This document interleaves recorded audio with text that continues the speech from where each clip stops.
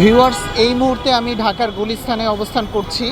গুলিস্তানের একটি রাস্তার ফুটপাতে দাঁড়িয়ে আছি। এখন একজন ক্ষুদ্র ব্যবসায়ীর সাথে কথা বলবো। তুমি কেমন আছো? তোমার নাম কি? ইমন। ইমন, তুমি এই যে ব্যবসা করছো, কতদিন ধরে এই ব্যবসার সাথে যুক্ত আছো? এই 2 বছর। 2 বছর ধরে। এর আগে কি করতা? এই ও, তোমার দেশের বাড়ি কোথায়? ভৈরব। ভৈরব। আচ্ছা, এই যে তুমি ব্যবসা করছো, এটা তোমার প্রতিদিন কেমন লাভ থাকে? কত টাকা থাকে? এই 1000 হাজার খানেক টাকা থাকে। আচ্ছা, এইগুলো কি তুমি কিনে আনো না বানাও তোমরা? কিনা। কিনে আনো। আচ্ছা, তোমার এখানে ঢাকাতে কোথায় আছো? এই যে তুমি কি পড়াশোনা করেছো? আমার স্কুলে কখনো কি যাওনি? কোন ক্লাস পর্যন্ত গিয়েছো? 5।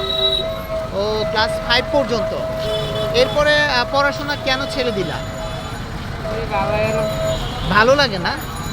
তোমার পরিবারে কে কে আছে? সবাই আছে। বাবা মা সবাই আছে? তোমরা কয় ভাই কয় বোন? 2 ভাই 1 বোন। 2 ভাই 1 বোন। অন্য ভাই কি করে? আর বাড়িতে থাকে? ছোট না? আর বোন? বিয়ে দেয়। বিয়ে দিয়ে ফেলছো। আর তোমার বাবা কি করেন?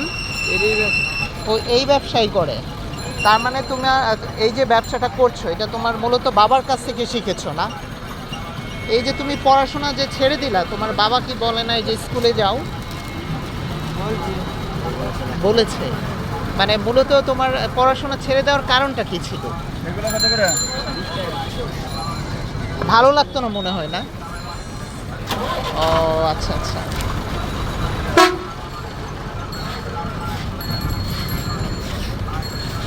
আর তুমি ঢাকাতে কোথায় আছো? ও আচ্ছা। তোমার এখন বয়স কত?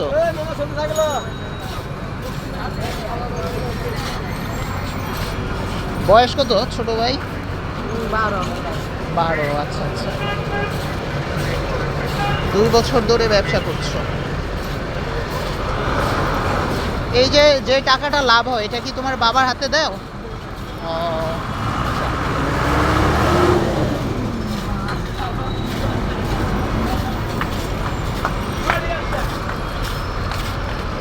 ঠিক আছে, ভালো থাকো। হ্যাঁ,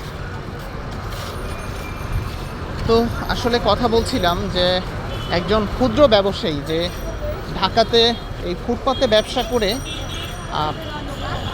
এই 12 বছর বয়সেই সে 1000 টাকা করে পার ডে ইনকাম করছে।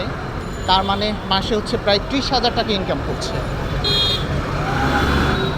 আসলে ব্যবসা করে যদি কেউ জীবনযাপন করে, সে চেষ্টা করলে একটু ভালো থাকতে পারে।